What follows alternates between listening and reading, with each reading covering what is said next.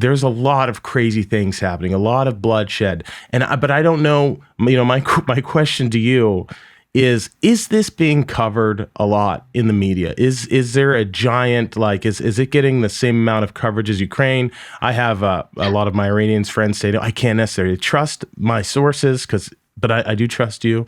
I love you guys. You know who you are, but I can't trust you. I got to ask Kamin. You know what? No, it's not getting enough press, and it's been really distressing for all of us who are watching this. Here in Europe, particularly, you cannot imagine the blanket coverage of Ukraine, Russia, this, that, blah blah, cost of gas. Everything's going to be expensive. In Britain, it's all about what the government's doing. And it's just extraordinary to me that so many news outlets have just. There's been a couple of news reports, but nothing like.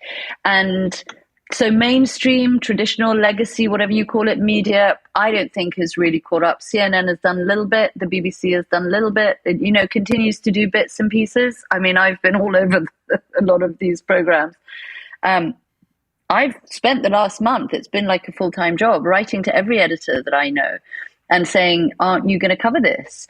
And can I write this or that? And I've gone to everybody, really from newspapers to glossy magazines. I'm like, let's, cover this from every aspect.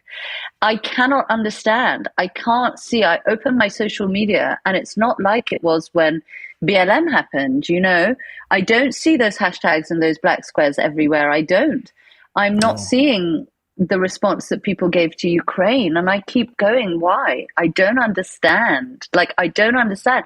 George Floyd was murdered by a cop and Mahsa Amini was murdered by a bunch of cops. What's the difference? He was killed for his color. She was killed for her gender. Mm-hmm.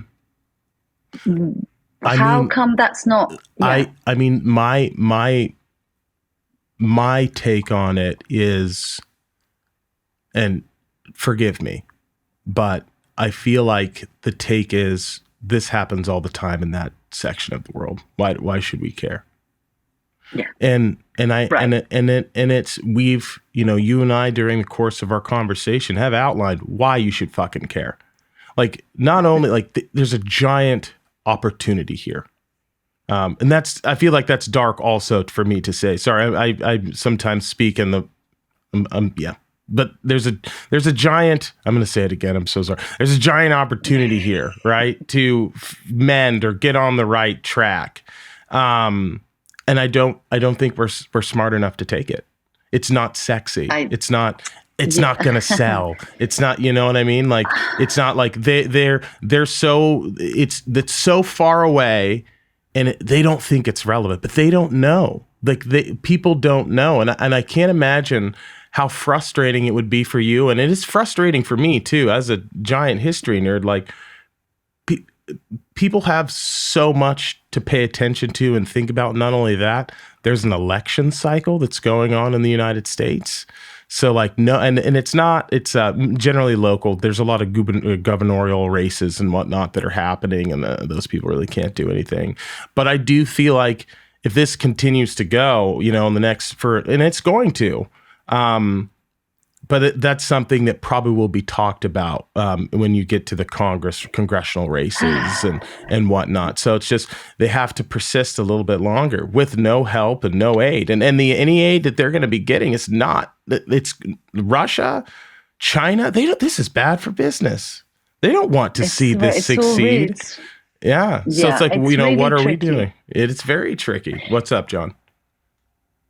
I just wanted to add some perspective too. The United States, as far as immigration and helping people that are in need since World War II has kind of been very spotty. It's our great legacy as a nation of immigrants, but since the 40s and the 30s, that kind of has flipped, where during World War II you had where the American people were pretty split whether they wanted to help people to escape the Holocaust in Europe but the State Department and the government was very much opposed.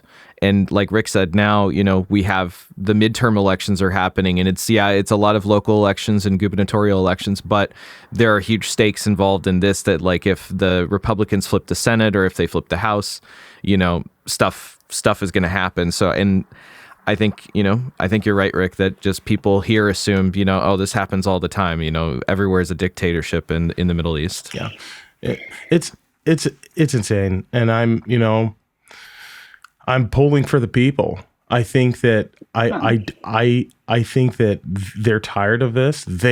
There's an institutional memory too of when things were different. And those people are still alive that realize like this is not normal. Like we did not used to have hijabs. Like this isn't necessary. This isn't who we are as a people. Like we have 1,000 years of letting people govern themselves and having we wrote down the first human rights. Our civilization did. You. This is not who we are. It's frustrating for me to see this happen, right? Like this is not reminiscent of this culture, this civilization at all, what's going on. And most people know that. And so that's why, you know, you have men and women all on the same side and being like, yeah, we know more. People destroying Khomeini's picture and like, they don't want this. Every Iranian person I've talked to hates the government. They all hate him. They all hate what's going on. Yeah. You're so right, Rick. I thank you so much for understanding. You know, it's quite rare to come across people who have the depth of understanding that you do around Iran and what it means internationally. And yes, it's, you know, as you say, I mean, yes, of course, this will touch all of us in terms of geopolitics, but also I say to people, but this is the front.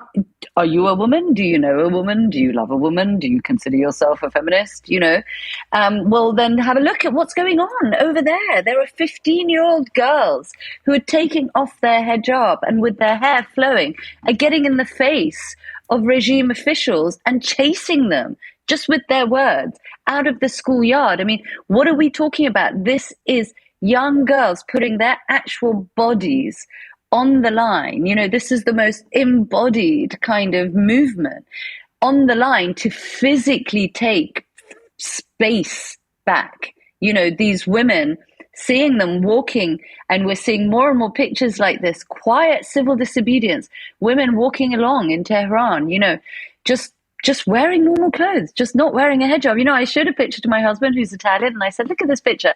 And he went, what? It's a normal picture. And I'm like, yeah, well, what's weird about it? It was a woman in a skirt and a top with a handbag across the middle with her hair out, taking out money from a cash point. But she was in Tehran, and it took me a second, and it took him even longer to go, but hang on a minute. What's weird about this is that she's not weird. Like, she looks like everybody else in the world.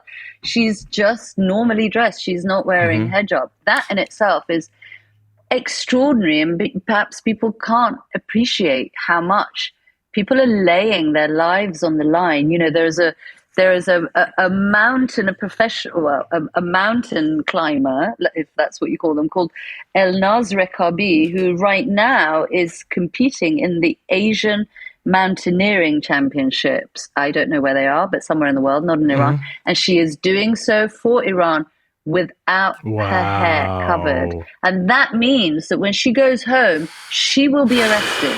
And she may be tortured, and she may be raped, and she may be beaten to death. And I think what people don't appreciate is how significant what is going on is. You know, every time a girl takes off her hijab, every time any of those people, men or women, go out on the streets with their faces showing, you know, every time one of them comes and speaks, they're risking their lives. You know, you talked about the wrestler. There are so many, you know, I don't know if you saw this some weeks ago, right at the beginning of all of this, for a qualifying match, the Iran soccer team, football team. They covered up. They covered up the Islamic Republic. They covered up the flag of the Islamic Republic. They have all been arrested as soon as they got home. They all get their passports confiscated. I don't know if you heard about this fire that there was this weekend in this enormous prison in the north of Tehran, Evin. And the reason that has devastated everybody and everyone has had sleepless nights to try and understand is because that is where everyone is being held. The protesters, the students, the activists, the filmmakers, the authors, the journalists, the intellectuals, the actors, the painters, the footballers, the sports people, anybody who's come out to speak or take part or in any way indicate that they have some support for this or not for the Islamic Republic is inside. I have several friends inside that jail. There are American citizens inside that jail. So this is so wide ranging. People are so brave to be doing this. So where it touches us is that this is feminism. This is the front line of feminism, but this is also true. That word that we use, so true intersectionality, because this is men standing up for the women. This is men joining the feminist movement. This is everybody joining. This is schoolgirls joining this movement in order to protect and to stand with university students who were also, campuses were raided and they were devastated and they were arrested. So this is what I say to everyone. This isn't about, it's over there, I don't know who they are, I don't want to say something that's against someone's religion, they do this stuff all the time, I don't understand the culture, I can't, I don't know what the reliable news sources are. All of that I can accept. But you know what? You're a human being, they're human beings. Look at what's going on. This is about humans. This is about human rights. This isn't culture. It's not religious. It's not some, funny thing that happens in the Middle East that you're too scared to say anything about. This is about people asking for really, really simple things, like the simple right to be able to choose. This isn't Iranians going, we don't want to be Muslim. This is Iranians, including devout Muslim Iranians, saying, we want the right to choose, because the regime has taken a symbol of, many people's faith and symbol of their devotion. The way that they show that they're devoted to Allah is, they will cover them. They've taken this symbol and they've turned it into a tool of oppression for half of the population. And no one wants that, including those people who really devoutly, believe, because that's not correct. But it's the same as a woman in France or in India being forcibly unhijabbed. Mm-hmm. It's the same thing. This isn't about the hijab. This is about choice. This is about a woman's choice over her body. And it's about people being allowed to live in some dignity, and you said this, the many things that have gone into this protest, and not just the death of Mahsa Jina that day. It's about the economy. It's about the way that this government, this regime has mistreated the people, the land, the resources, the way that the corruption is just so widespread, the utter hypocrisy. You can see on social media. I was going to get to that. The children and grandchildren of these men who are authorizing this level of violence against women on the street. You can see them in their mansions in LA, wearing New York nothing, and Paris. Exactly. Right? I was just going to say that. London, it's the hypocrisy of it. It's the pilfering, it's the extortion, it's just the daylight robbery of what they're doing under the name of Islam in our country. And the botched COVID, 65,000 people died in the first few months in COVID in Iran. Iran couldn't shut down and lock down. They didn't, the economy couldn't stand it. So this is an absolute bursting out, I think, of fury against this regime that has treated its citizenship with such contempt, with such little humanity for not just these past few years, though it's gotten worse, but for the past 43 years. I feel that. You see, the average age of those being arrested is 15. So you see, this is something, in the hands of a 15-year-old girl shouting. You can hear them, the fury in their voices. And I think, where has this come from? And I think, but it's come from us. It's come from every generation that has been put down and has shut up out of fear, has tried to negotiate, has tried to get along, has tried to just manage their life somehow. And why it touches us all is because this is human spirit going, enough. I will not take any more, right? And that is positive, that is inspiring, and that does touch the whole world because, we think it couldn't happen to us, but we can see women's rights are being eroded all over the world. Women's bodies are very much the battleground for a lot right now, even in the States, So we do need to take notice of these people. We need to take also notice of how united they are, because I think that equivalent movements in the West are not that united right now, So the unity, the seeing, I've heard protesters saying there are people in these protests who are religious and they're angry. There are people here who are not religious and they're angry. There are people here who are, LGBTQ and they're angry. There are people here who are, and they're like, there is space for everybody because every single person has suffered in some way or another at the hands of this regime. Some people more, some people less, but everybody, including those of us in the diaspora, we too have suffered.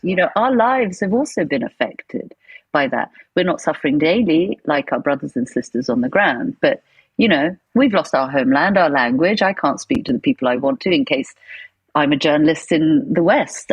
If I ring someone, they might get arrested tomorrow. What is that like to live with? Everyone has been touched, and that has become the thing that is unifying everybody. What some of the chants are, we stand as one, otherwise one by one we are done, Yep. Something like this. It's that real sense of unifying for one common goal and supporting each other. Absolutely. Helping each other and supporting each other and tolerating. And I think in the most idealistic way, that definitely is a place where we should all be being touched by what's happening and watching it and being inspired by it. And then, of course, there's all the other reasons, the geopolitical, and as you say, what could come next could be very scary. Yes.